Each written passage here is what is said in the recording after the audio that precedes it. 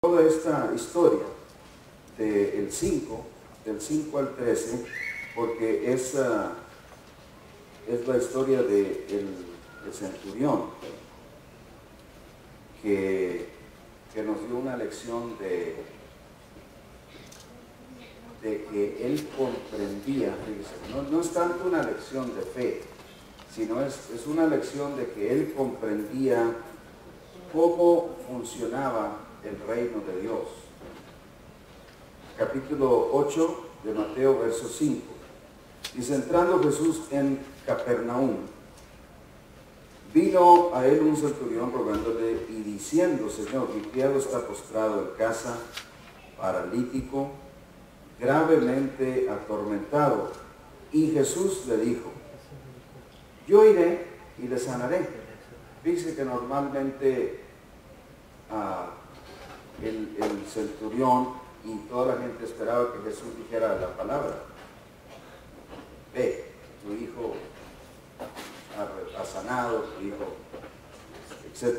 Pero esta vez él cambia, y eso nos enseña que Cristo hace las cosas como a él le gusta.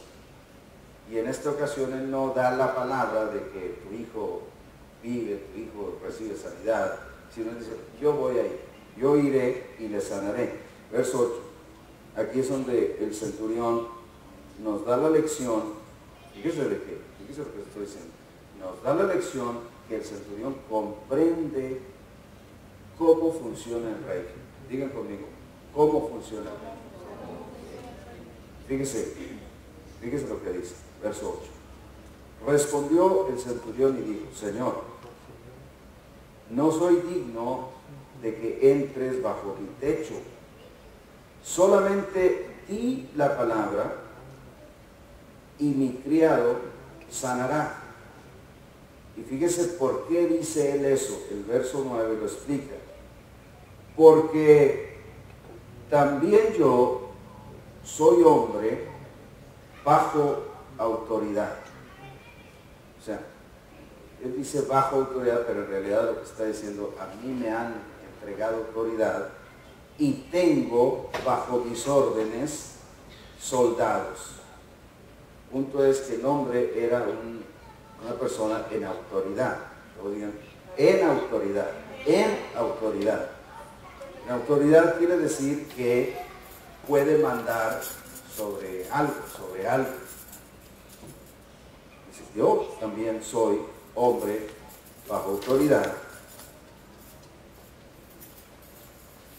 Tengo soldados, tengo bajo mis órdenes soldados. Fíjese, la percepción que este romano, porque no era, ahora sí que no era ni judío, ni cristiano, sino era un romano, que quién sabe en qué deidades le habrían enseñado a creer.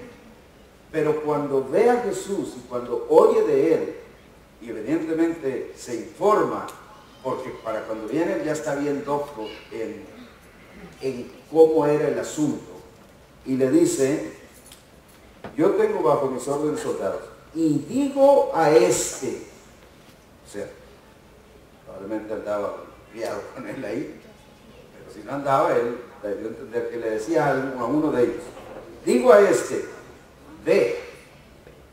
¿Y qué hace el soldado? Hay mucho que aprender, pero no acaba ahí. Dice: y al otro, ven. Y viene. Y a mi siervo, haz esto. Y lo hace.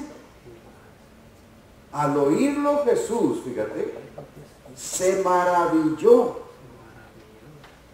y dijo a los que le seguían: de cierto les digo, dice, que ni aún en Israel he hallado tanta fe. Espérate, no era tanta la fe de que él creía que Jesús desde acá podía dar la palabra. Él creía eso. Pero era tanta la fe que demostraba en el poder del señorío de Cristo. Lo que estamos hablando aquí es el poder del señorío de Cristo. Que Él lo ve, fíjate, toda la gente, ¿te acuerdas cuando Jesús pregunta, ¿quién dicen los hombres que soy yo? Y empiezan a decir un montón de gente muerta. Evidentemente esa gente creía en la reencarnación, ¿verdad? Porque dicen que eres Elías, dicen que eres Juan el Bautista, que ya estaba muerto, dicen que eres alguno de los profetas. O sea, la gente se imaginaba que eran muchas personas menos quien Él era, y no fue sino por revelación divina, fíjate, por revelación divina, que a Pedro le cae el 20 y dice, tú eres el Cristo, el Hijo del Dios viviente. Ahora, paré ahí, porque decir eso, fíjense bien, decir eso para nosotros, decir, tú eres el Cristo, el Hijo del Dios viviente, es una frase tan corrida en nuestros días, que para nosotros puede significar una cosa diferente de lo que ellos en realidad estaban diciendo. Lo que él decía era, tú eres el enviado de Dios. Tú eres el que Dios envió a esta tierra para darnos órdenes. Tú eres el que Dios puso para gobernar este asunto, incluyendo, por supuesto, nuestras vidas. O sea, eso por revelación le cayó a Pedro. Pero que este romano, indocto, por decir así, en las cosas de fe y en las cosas de Dios, por eso le digo, tuvo que haber visto algo, tuvo que haber orado a Dios, tuvo que haber pedido algo, porque llegó con una revelación que dice, mira, yo creo que tú eres tan poderoso que lo que tú ordenes, nadie se te va a resistir. Y le puso como ejemplo, porque yo entiendo lo que es autoridad, le dice el romano. Todos digan, el romano. No se olvide que esta lección la está dando un romano. Y romano quiere decir una persona que no pertenecía al pueblo de Dios, mucho menos a la iglesia, todavía no se establecía. Pero el romano dice, yo entiendo que tú tienes tanta, pero tanta autoridad, que lo que tú digas, así como mis siervos ni me cuestionan, decimos en Covira, ni me chistan. ¿Sí? ¿Verdad? Porque a veces a los niños le digo, tiende la cama y qué no me sale, se me seca la boca. No me sale. Chistar. Y él dijo, ni me chistan. Bueno, se lo tengo yo, ¿verdad? Pero usted sabe la onda. O sea, esta es la implicación aquí. Yo digo, a este va, aquel viene, y luego le dice, haz esto. Todos digan, hacer. Ese romano dijo, yo le digo, haz esto. Y entonces Jesús dice, ni en Israel he hallado tanta fe. ¿Y eso qué? ¿Quién era Israel? ¿Los descendientes de quién? Los de Abraham. Y Abraham fue un icono tremendo, el padre de la fe. Pero ni entre los que nacieron de descendientes del padre de la fe, había esta fe que este hombre tenía. Dice el 11. Y yo les digo que vendrán muchos, todos digan muchos, porque ahí es clave esta palabra, vendrán muchos del oriente y del occidente, también vendrán muchos, y se sentarán con Abraham e Isaac y Jacob. ¿Dónde? En el reino de los los cielos. Tengo que aclararle por fuerza, porque si no este mensaje no sirve de nada. Mire, ya le mencioné y le he mencionado varias veces que el reino de los cielos es equivalente al reino de Dios. Es decir, el reino de los cielos se usa uno, se usa lo otro, el reino de Dios, el reino de los cielos.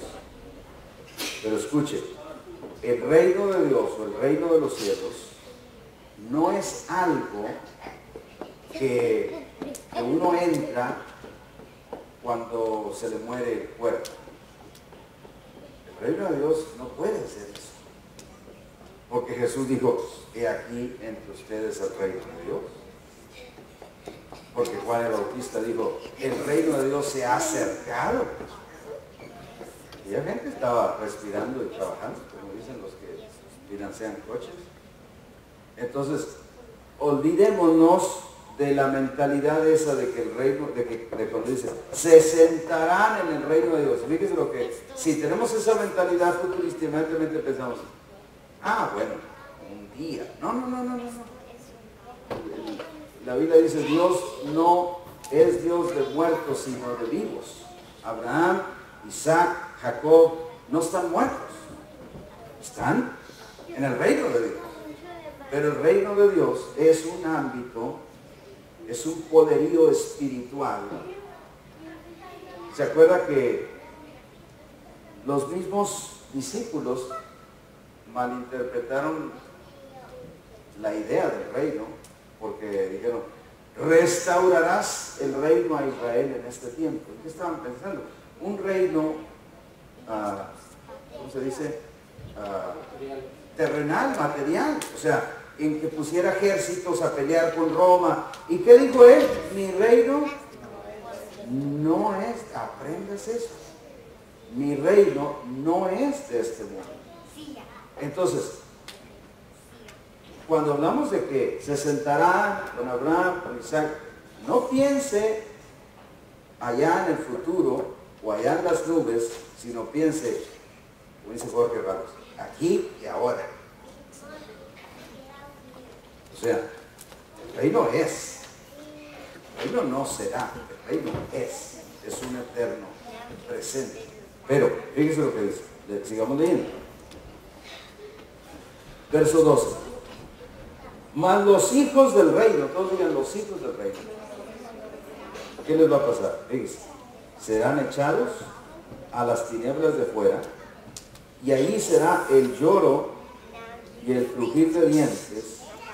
Entonces Jesús dijo al centurión, ve, y como creíste te sea hecho.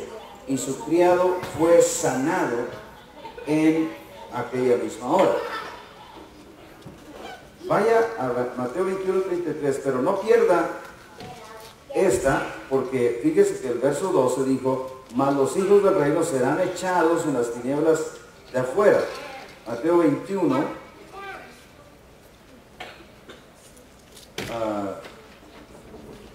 33, gracias. Esa es la parábola de la Biblia. Dice, oigan también otra parábola. Un hombre, padre de familia, el cual plantó una viña, la cercó de vallado, cavó en ella un lagar. Acuérdense que el lagar es la cosa esa redonda donde se metía la gente a pisar las uvas. Yo me acuerdo mucho porque vi un show de Lucy, donde andaba en Italia o no sé dónde, y andaba pisando uvas ahí. Un show bárbaro.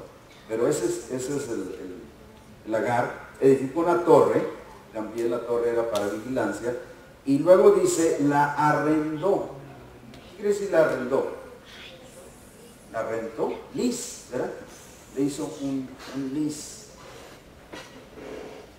La arrendó a unos labradores y se fue lejos. 34. Y cuando se acercó el tiempo de los frutos, todos digan el tiempo de los frutos.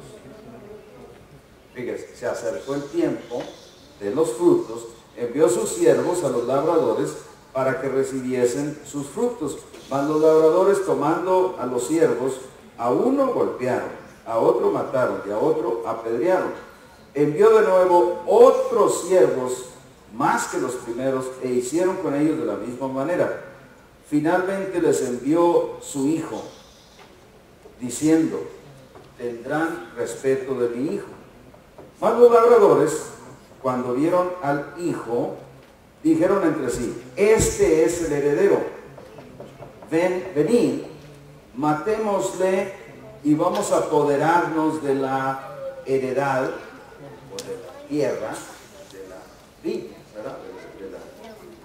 De lo que les habían rentado, pero ahora querían apoderarse. Me huele a diablo. 39. Y tomándole al hijo, le echaron fuera de la viña. Acuérdense, Jesús murió fuera de la ciudad, llevó la cruz hasta el monte Gólgota, afuera de la ciudad, y le mataron. Hablando muy parabólicamente, porque es una parábola, porque está mostrando toda esta similitud. Pero el verso 40 dice, cuando venga pues el Señor de la viña, ¿qué hará a aquellos labradores? ¿Qué suponía que estos labradores deberían hacer? ¿Entregar qué? Parte del fruto que correspondía. O sea, ellos iban a quedar con la parte de ellos, pero como era rentada, muchas tierras se rentaban a 50% o a 30%, etc. Pero tenían que entregar la parte. Dice, cuando venga el Señor, ¿qué le va a hacer a aquellos labradores? 41. Le dijeron, fíjate, a los malos destruirá sin misericordia y arrendará su viña a otros, todos digan otros, a otros labradores, fíjese, que le paguen, ¿qué cosa? El fruto, ¿cuándo? A su tiempo. O sea, los echó fuera. Y acá leímos, mas los hijos del reino serán echados fuera. Note que queda muy perfecto esto, porque obviamente es Dios el que lo está trazando, y nos está hablando, ahora por estas dos escrituras, que los hijos del reino tenemos que entregar fruto. Así de fácil. O sea, así de derecho. Así de sencillo. Luego, si vuelve a Mateo 8, donde estábamos, agarramos la base para decir esta revelación que le cayó al soldado romano, que dice, yo le mando algo a uno de mis siervos y va sin protestar. Le digo que haga algo y lo hace. Ahora, díganme ustedes,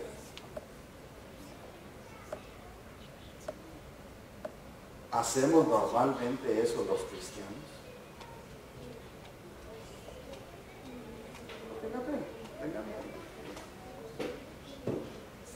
Pues, si yo le preguntara, ¿queremos los cristianos hacer eso? Todos vamos a decir, amén.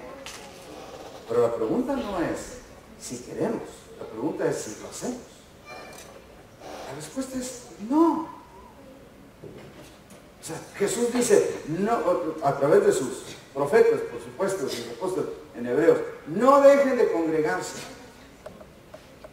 ¿Y qué hacemos nosotros? ¿Cuándo nos congregamos? A veces, gracias hermano, digo, vamos a ser claros, hermano. Pues ¿para qué nos escondemos, verdad? ¿Sabe por qué? Porque si llegamos a esto, hermano, y lo comprendemos, mire, va a llegar esa luz del mediodía que decía Belinda, o sea, que no vamos a estar en tinieblas. ¿Se acuerda que él dijo? El que me sigue no andará en tinieblas, sino que tendrá la luz de la vida. Ese sol de mediodía que Belinda describía en el Salmo cuando leía al principio, si somos claros en esta noche, Y si somos honestos y sinceros, vamos a ver que nos va a llegar una luz grandísima.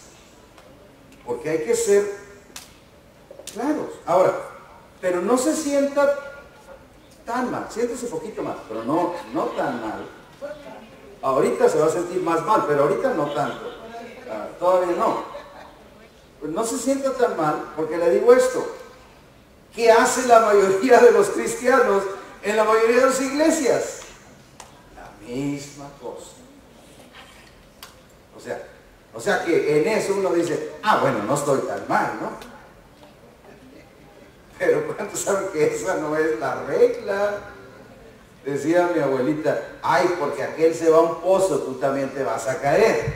¿De acuerdo? Que le decíamos, pues es que aquel también lo hace.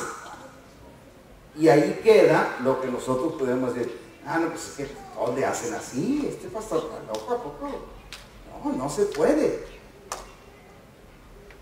¿Se puede o no se puede?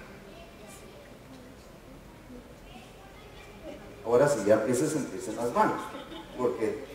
Porque si Jesús dice que se puede, se tiene que poder. Y mire dónde viene la cosa.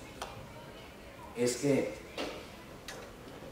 la gente, por alguna razón, que yo no me explico, pero se lo estoy preguntando al Señor, en las iglesias hemos rebajado el mensaje.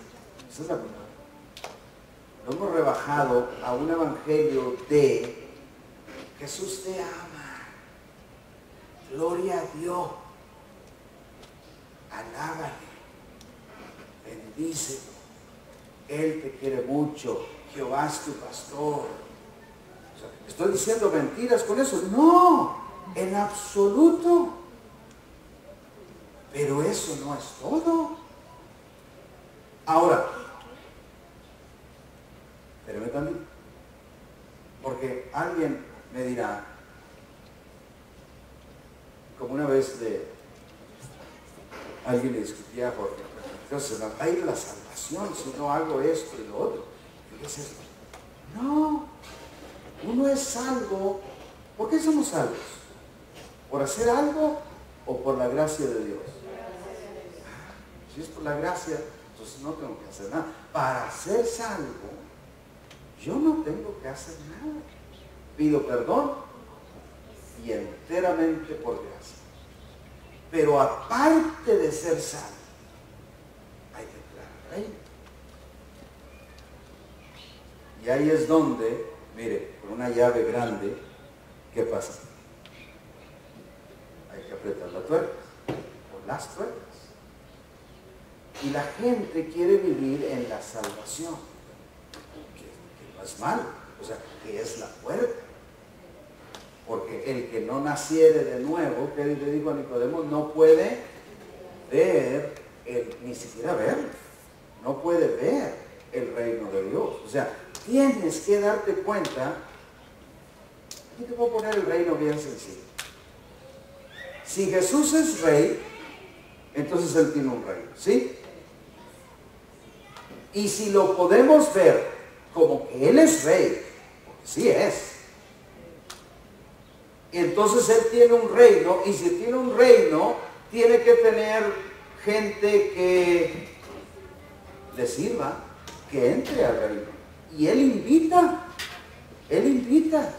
síganme, vengan en pos de mí, yo los haré pescadores de hombres, yo los haré bendición, yo los voy a, las cosas que yo hago, ustedes los van a hacer, pero no es a los salvos se salva por gracia. Olvídate de eso. Tienes que ir más arriba.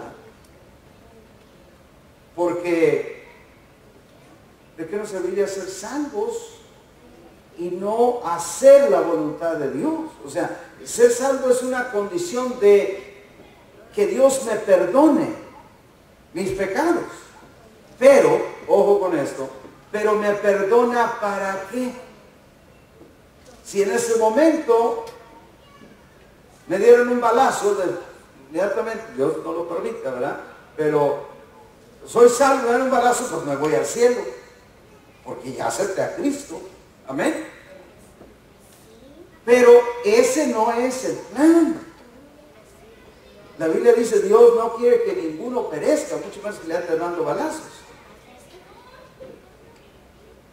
Pero entonces, una vez que me perdona mis pecados, fíjese lo que le estoy hablando aquí, entra el proceso de, número uno, poder ver el reino.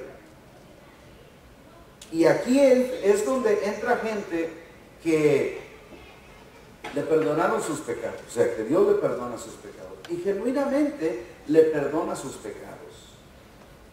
Pero, ¿cuántos se acuerdan de aquel hombre que encontró un tesoro en un campo? Una parábola.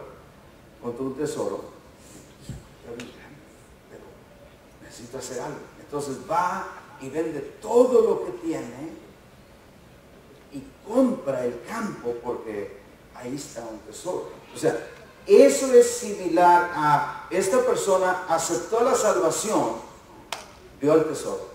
Ah, qué grande tesoro está aquí. Pero no hace nada. ¿Qué pensarías de él?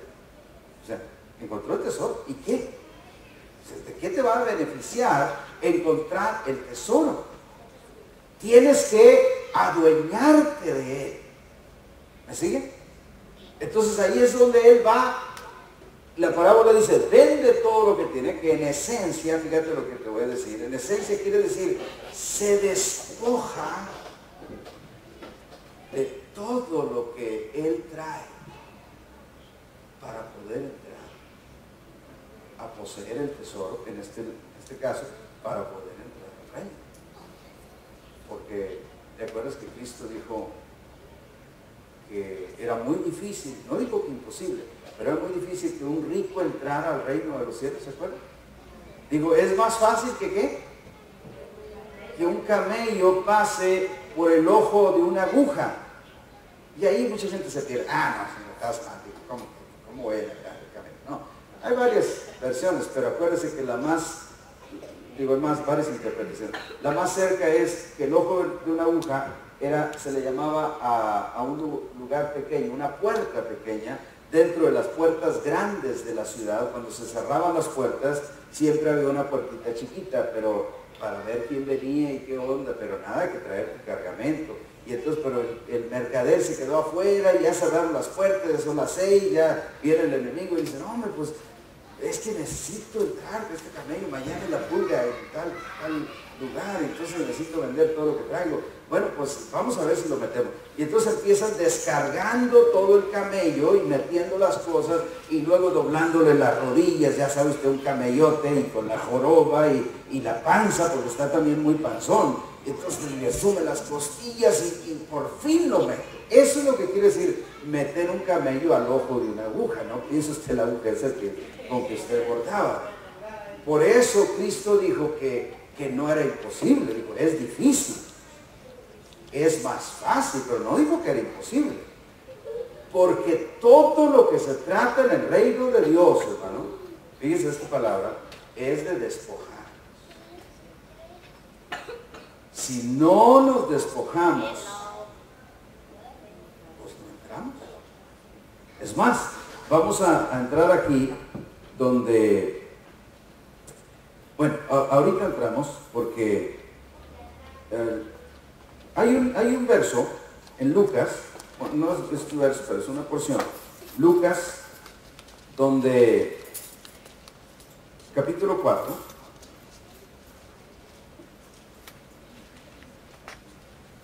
donde enseña el por qué Cristo viene y para qué Dios lo puso en esta tierra. Y ojo, porque es muy importante, es muy revelador. Lucas capítulo 4.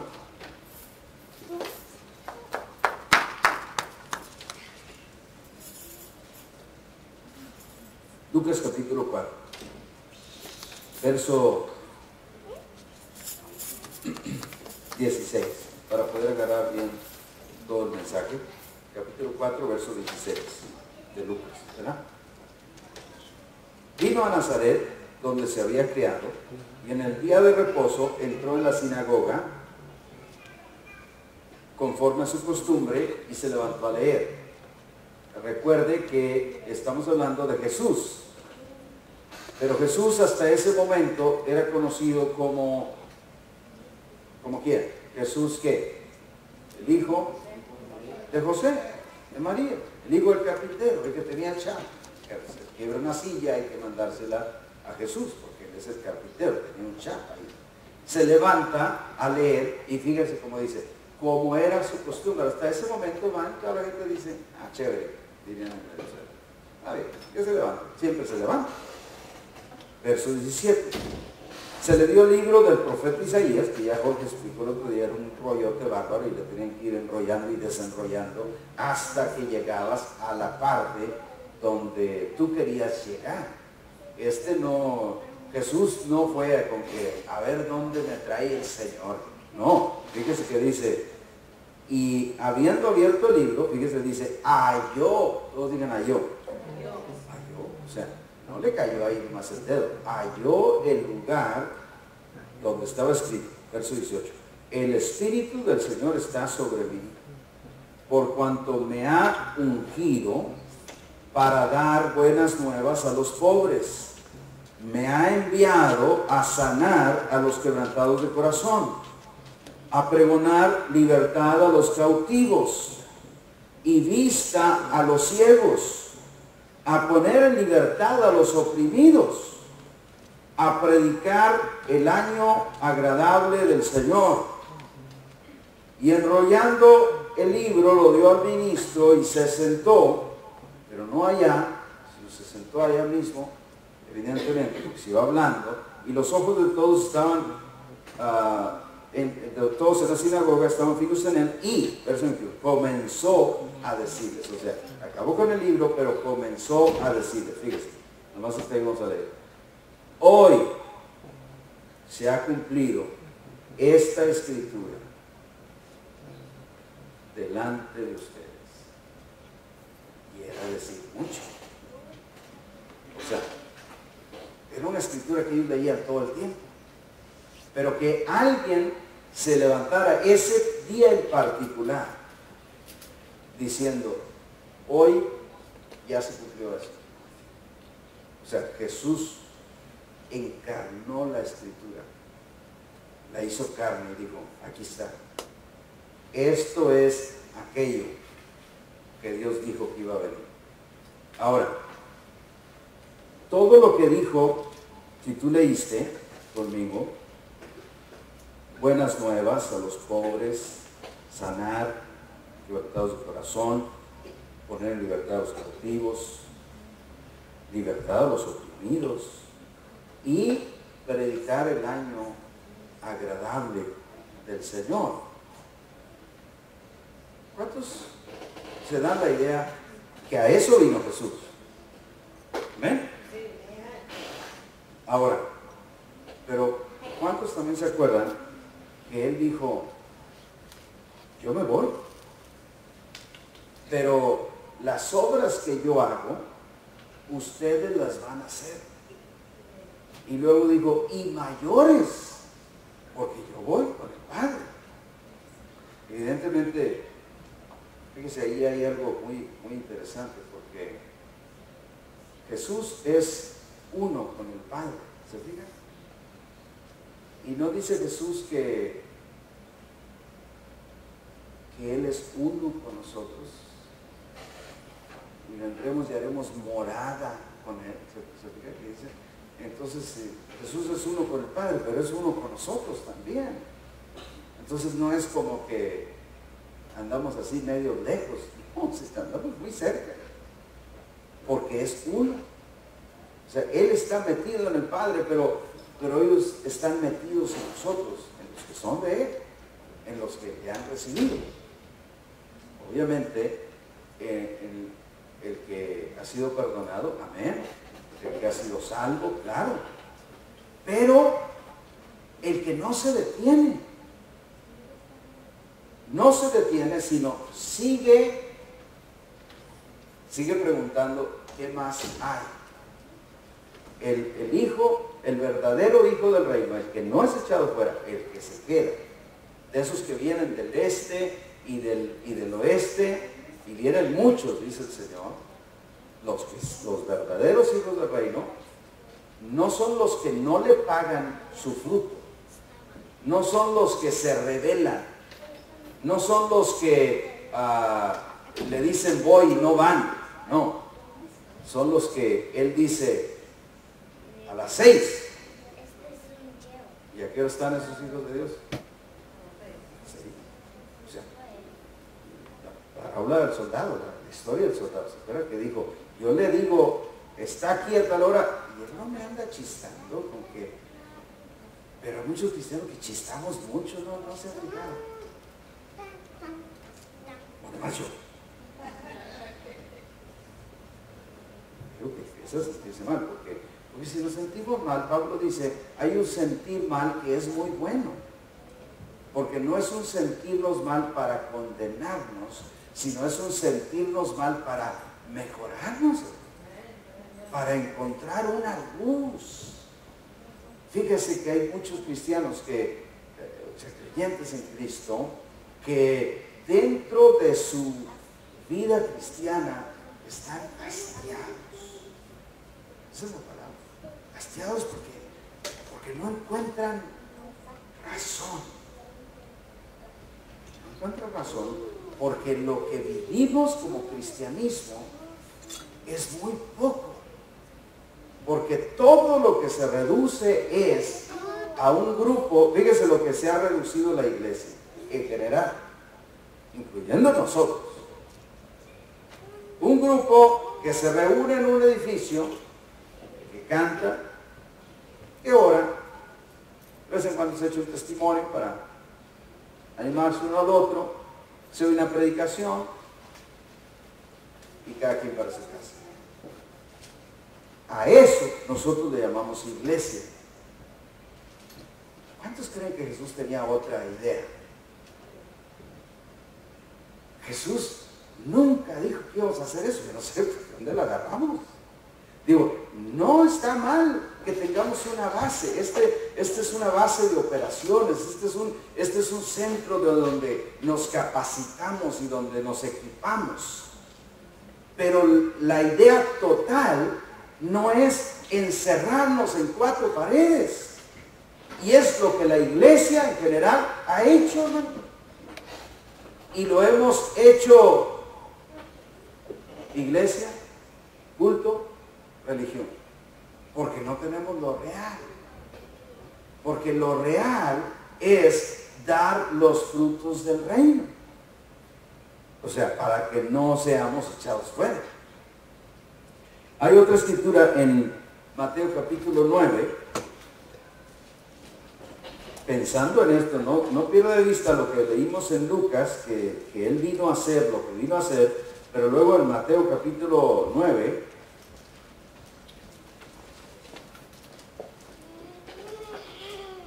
verso 35 al 38. 9, 35.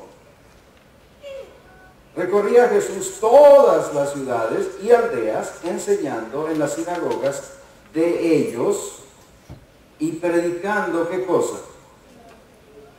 Sí, no me la cambio, porque es que el evangelio, ahí, fíjate, es que ahí, es donde predicar el evangelio nada más es que seas santo. Predicar el evangelio del reino es que hagas algo con tu salvación. Y por alguna causa la iglesia nos hemos detenido en el evangelio de la salvación, que no es malo, pero que no es todo.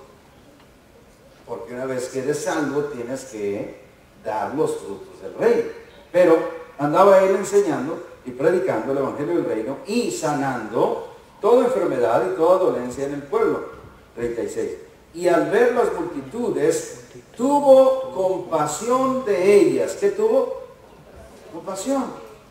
Jesús tiene compasión. ¿De quién? De las multitudes. ¿Por qué? Mire, porque estaban desamparadas y dispersas. ¿Cómo? Como ovejas que no tienen pastor. O sea, que no hay quien las proteja, que no hay quien las cuide, que no hay quien las alimente, que no hay quien les dé consuelo, que si ¿qué pasa con una oveja que se hiere una pata y el pastor está ahí para qué? Pues para ayudarle. Y si se pierde o si se la quiere comer un lobo o lo que sea. Pero, dice, él dio a las multitudes desamparadas, dispersas como ovejas que no tienen pastor. Y entonces mire el 37. Entonces dijo, ¿a quién? ¿Cuántos son discípulos de Jesús? O va a decir como los testigos de Jehová. Bueno, yo soy testigo, pero no soy de Jehová porque no, ¿cómo dicen ellos? No proclamo. Pero si eres discípulo, y si quieres ser discípulo, tenemos que hacer lo que Jesús nos enseña. ¿Entiendes? Ya basta de quedarnos en Jesús me perdonó mis pecados, porque no es todo. Si fuera todo, yo te diría, está bien, esto es para algunos. No, esto es para todos los de él. Entonces dijo a sus discípulos, a la verdad, la mies, que es la cosecha es mucha. ¿Pero qué? Los obreros, pocos. ¿Quiénes son los obreros? Los hijos del reino. Los que, fíjense esto, los que van más allá de recibir el perdón de los pecados. Porque el que solo recibe el perdón de los pecados, ¿qué va a andar ganando a alguien? No, ya. Y fíjense que hay muchísimas iglesias grandes donde hay mucha gente que trabaja, pero hay muchísima más que van nomás allá, el lejecito se acaba y vámonos antes de que nos digan algo, y vámonos antes de que nos den una responsabilidad. O sea, gente que le saca la vuelta a la responsabilidad, y como estás entre 1,000, 2,000 o 10,000 o 20,000, entonces es fácil como que perderte para no agarrar una responsabilidad. ¿Estará bien eso? No tenga miedo en decir que no. Pero el caso es que nosotros estamos aquí. Y fíjese que el diablo le podrá estar diciendo algo. Ay, qué bueno que ahorita estuvieras en una multitud así para que no te vieran. O sea, tratando de decirte como que eso fuera lo mejor. Pero ¿cuántos creen que es lo peor? O sea, es tristeza que un cristiano quiera esconderse como si pudiera, ¿no? Por falta que Dios no lo vea. Pero Dios dice, ok, síguele, allá tú, yo te estoy llamando, pero tú decides qué hacer con tu vida. Entonces Él dice, los obreros son pocos, rueguen pues al Señor de la mies que envíe obreros a su cosecha. Pero eso de rueguen pues es como una enseñanza, como cuando te dicen, nunca les ha dicho la esposa, viejo, hay que sacar la basura. ¿Qué te están diciendo? O sea, que saca la basura, nomás que te está echando, o sea, de que hay que sacar la basura. Pues ya sé que me la echaste. Entonces aquí cuando dice, rueguen al Señor de la mies, ya te está diciendo, aviéntate, tú tienes que entrarle.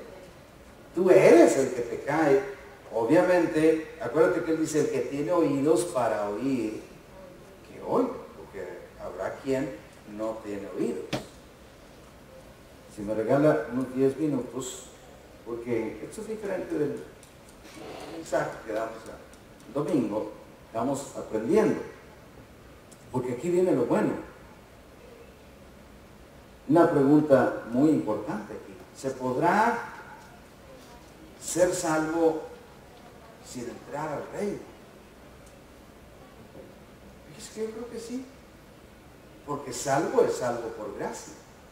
Como la gracia de Dios es infinita, todo el que dice, Señor, perdóname, pues le cae el perdón, porque ni modo que Dios se va a echar para atrás. De eso no hay duda. Pero entrar en el reino de Dios, esto es más o menos como lo que oíamos de ser salvo y ser discípulo. Usted había oído esa expresión, que hay diferencia entre ser salvo y luego ser discípulo, pero el asunto es que los discípulos son los hijos del reino. ¿Y qué diferencia hay entre un salvo y un discípulo? O sea, uno que sigue a Jesús y que le dice, Señor, aquí estoy, lo que quieras. La diferencia es responsabilidad. Todos digan responsabilidad. Porque fíjese, para servir a Dios, aquí es donde de verdad entra la expresión servir a Dios, entra una decisión personal. Porque aunque estés entre multitudes, si Dios te llama, en vez de tú agacharte más así, ponerte la Biblia como que estás leyendo bien concentrado, tú deberías, si Dios te llama, y que te llama, algo que te llama, cada persona debería decir, Señor, aquí estoy, heme aquí. Pero es una decisión personal. También hay esfuerzo para servir. Fíjese que eso es raro. Es raro ir en iglesias. Hermanos, hay que hacer esfuerzo para servir. Oímos más, Dios te ama, hermano. Aleluya. Es tu pastor, es tu amigo y todo es cierto. Pero por alguna razón, quién sabe por qué, excluimos desgraciadamente la parte que tiene que ver con la responsabilidad. Y entonces se creó una generación de cristianos, de creyentes, que servimos a Dios cuando es conveniente, si tenemos tiempo, diezmamos si me queda, ofrendamos si me sobra. Eso nunca fue así. El soldado, ¿se acuerdan qué dijo el soldado? Yo le digo a este, ven, ¿y qué hacía? Y le digo a este, haz esto y... ¿Será diferente conmigo? Así es. Fíjese qué cosa. Sí, hermano. Yo creo que a veces nos comportamos precisamente como nuestros propios hijos. Llega a la edad en que sí son nuestros hijos y al principio hacer travesuras que nos da mucha gracia. Y de pequeños decimos todo, como la salvación, ¿verdad? Sí. Todos los beneficios, todas las ayudas, todo.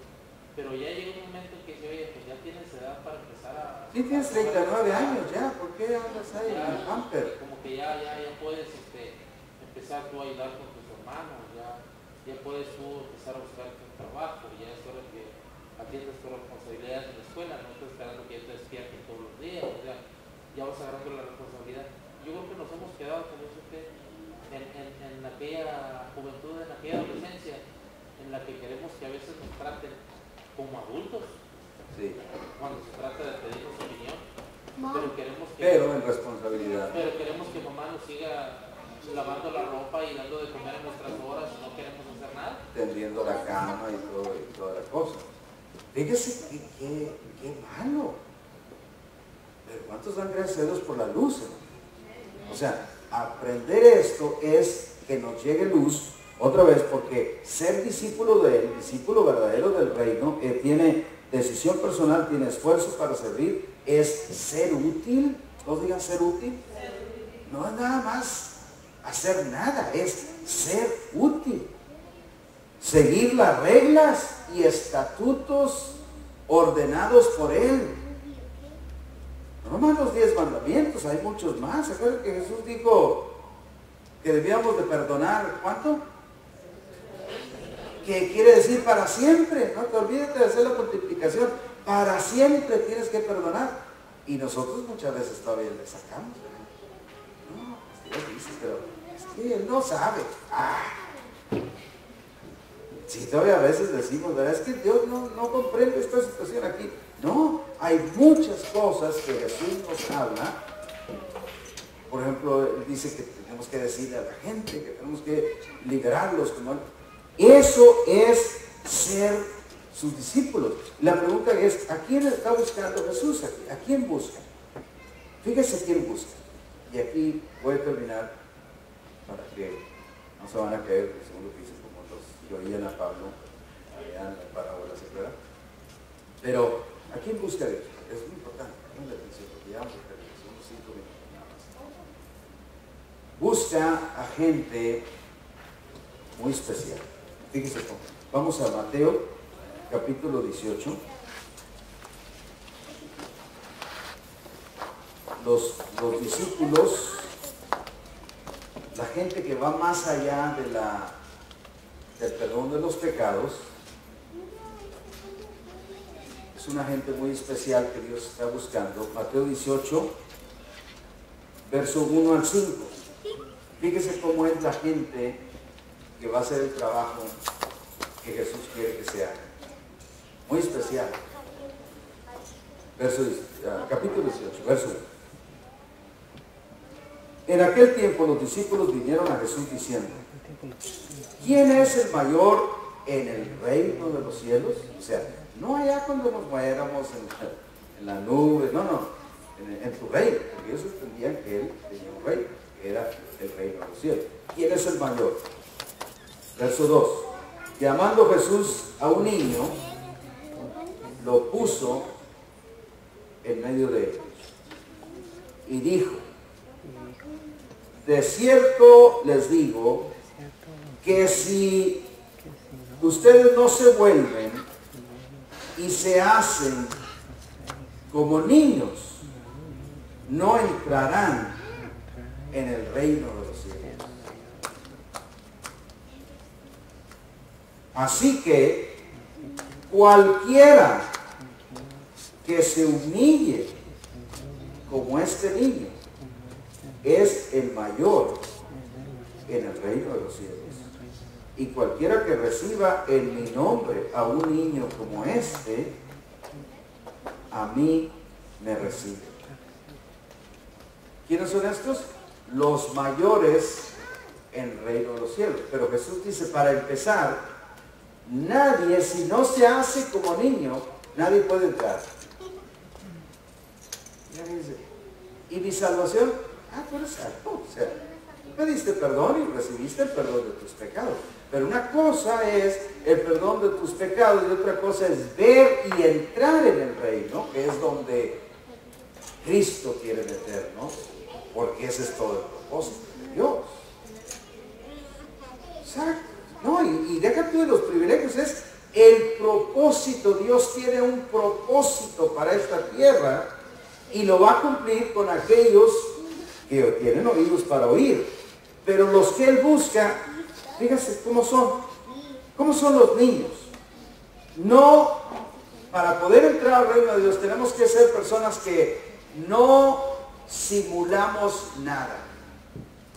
Aparentar es la palabra. Yo me acuerdo que gente cuando no trae aire en su carro y no quiere que lo vean, mejor sufre, sube, acá están mis amigos. Ay, calorón bárbaro, pero anda con...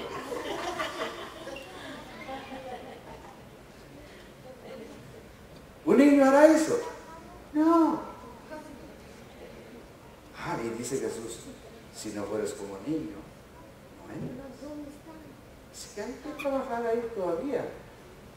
Pero aparte de no simular nada, también los niños son claros y transparentes. Tú lo miras y así como es, así es él. Y los adultos, no, ¿verdad? ¿Cuántos hay que se casaron con alguien y era un vigorón nomás que andaba disfrazado de una oveja? O al otro lado, también es una brujota, pero se disfrazó de hada madrina.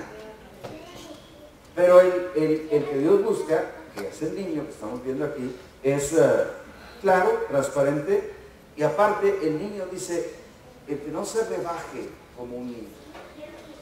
El niño, tú le dices, venga para acá.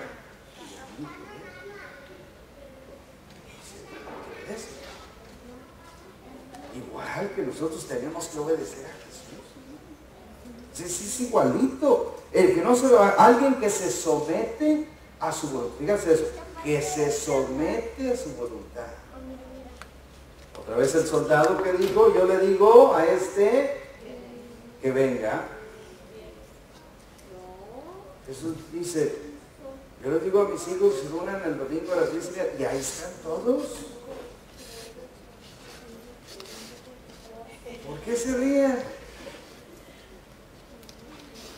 ¿Que no va a ser así de aquí para adelante? Ah, todavía no. Entonces gasté mi saliva, yo que tiene que echar un trago de agua.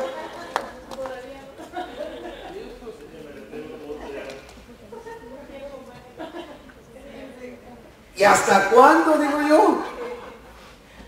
Por eso la iglesia, fíjese, se la ha pasado en iglesia, culto, religión, porque no tiene lo real. Pero lo real es obedecerle a Él.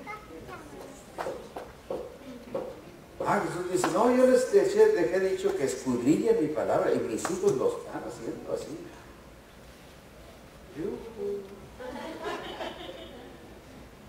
Yo les he dicho, oren sin cesar y mis discípulos están orando. Digo, de aquí para adelante, digo yo. ¿Ven? Si no, pues Juan. Digo, no podemos quedarnos en jugar a la iglesita todo el tiempo. Basta el tiempo que ya lo hicimos. Se somete a la voluntad de Dios con una entrega total. Todos digan, total. Ah, sí, porque eso es muy importante. ¿Qué chiste es? Nomás, Señor, te entrego mi pata derecha. Y los demás, no, pues yo acá, control y todo, el tele y lo que yo quiero. No, una entrega total. Ese es el niño, si no puedes como niño, viene eso. También, plena confianza. Plena confianza. ¿A poco no tienes un niño ahí arriba y dice, tírate, mijo, tírate? ¿Y a poco no se tira? Se avienta. Porque tiene plena confianza. Nosotros. Y por último, sin malicia. Sin malicia. ¿Se acuerda que dijo Jesús? El ojo es la lámpara del cuerpo. Y a veces nomás miras a alguien, hombre, ya le ves el Satanás ahí en los ojos. Luego los ojos así como el exorcista. ¿Qué de bueno va a haber ahí? Y dice el Señor, si lo que debiera ser luz es tinieblas, ¿cuánto más arañoso estará más allá, más adentro? Donde de verdad está oscuro. Si lo que debería ser la luz está oscuro. Y mientras tanto, iglesia, culto, religión. Iglesia, culto, religión. Porque la gente no quiere entrar. Allá afuera, pero aquí sí. Yo espero que oír esto, hermano, es un mensaje diferente, ¿eh? Diferente de que Dios te ama y aleluya, y que Jesús es tu amigo, si es tu amigo y te ama y aleluya. Pero viene el tiempo, hermano, de hacer algo diferente. Viene el tiempo de posicionarnos como los hijos de Dios, los hijos del reino, que hacen la voluntad